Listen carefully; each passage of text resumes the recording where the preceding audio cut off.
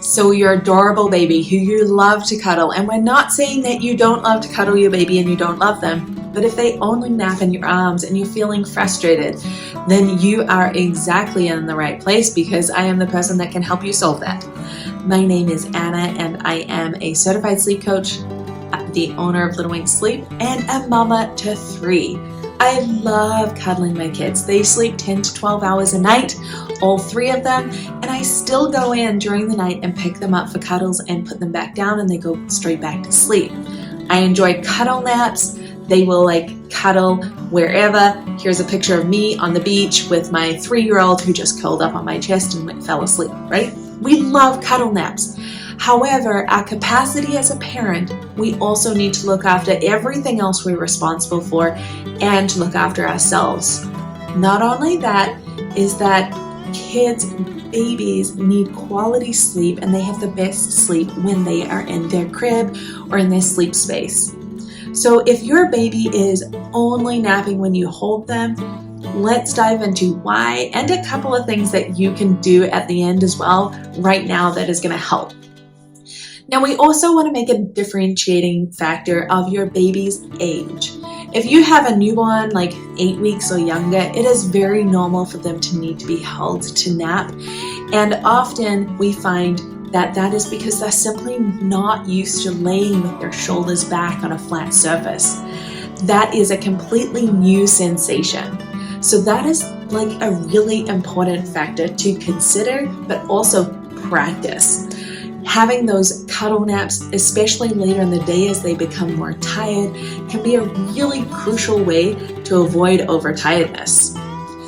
So if your baby is an infant or a younger infant, when they only nap in your arms, it's because they've started to form an understanding of how sleep goes. They're considering that your bed. And yes, we want to keep that. It's a muscle. It's a skill to be able to nap on the go and to have cuddle naps, but we don't want that to be the only skill. We don't want them to just be able to walk. We want them to be able to run, jump, climb. It's the same with sleep.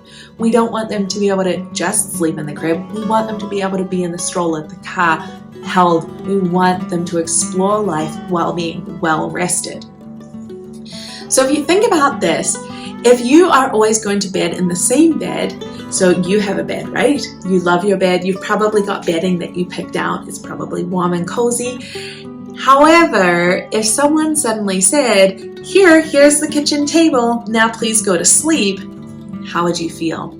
This is how your baby feels when they understand that your chest or your arms is their bed, and then we're asking them to sleep somewhere completely foreign. We need to make that environment somewhere that they are used to, that is comfortable, that they feel safe. You may not feel safe on the kitchen table because you don't know if you're going to roll off. Your body is not used to sleep on a kitchen table. Maybe it creaks every time you would be moving. I don't know. The point being is that's not where they consider bed. And so we need to address that piece. How does your baby understand going from completely awake to completely asleep? And yes, we do want to support them. We want to be there for them. But whenever you take something away from a baby's understanding of sleep, we need to put supports and guides in place until they are able to develop that pathway, that understanding. Because what we are doing is, if we are not stimulating one neural pathway in their brain, they're having to build new connections, new neural pathways, connecting all of these different routes in their brain. We have to be patient during this process, there for them, because they are not old enough to, self-regulate. They need that co-regulation. So what are some things that you can do in the meantime to help your baby when they are struggling not to sleep in the crib and only on your chest or in your arms? First of all, let's not try any change when they're overtired. When you're overtired, you have cortisol in your brain, maybe even adrenaline, and it's really hard to actually focus on something new. This is not the time to try anything new. In fact, it is the time that we need the most co-regulation. Secondly, the first nap of the day is a really good one to kind of continue to tweak things. However, we always change anything at bedtime. You want to make sure that you're strategic about how you change things, and that's what we do in Sleep Baby and our hybrid course or one-on-one coaching. Thirdly, let's make sure that we practice during the day what we're expecting during sleep. This is the same for any developmental regression, progression, leap, whatever we're calling it.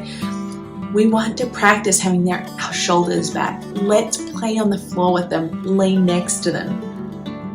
Let's have tummy time. Help them feel confident and safe on a surface that is not always upright. You know, if you think of like how it would feel to be upright and then to be laying down, that is something that we really need to get used to. When you are going to put your baby into the crib, make sure they're awake and you have a bedtime routine. You can find our bedtime routine free PDF below if you need help with a bedtime routine. But this helps cue your baby to understand that sleep is coming, that this is what they can expect. If you need more help or you need a plan for like how you're going to change things specifically to your baby, make sure you check out Sleep Baby. We'll put it in the link below, but we are here to help you teach your baby to sleep 10 to 12 hours a night without leaving them to cry it out. Hey there, Mama. Are you feeling exhausted, frustrated, and just a little defeated? I hear you, and I've been there, and thankfully, I can help. Let's teach your baby to sleep. I'm talking 10 to 12 hours of sleep each night. Little Wink's Sleep Baby program uses a science-based, gentle, parent-present approach that fosters healthy attachment while teaching independent sleep skills. We don't believe in letting your baby cry it out. This program includes everything you need, such as our insider strategies, both on night sleep and naps, as well as extras like our monthly live Q&A.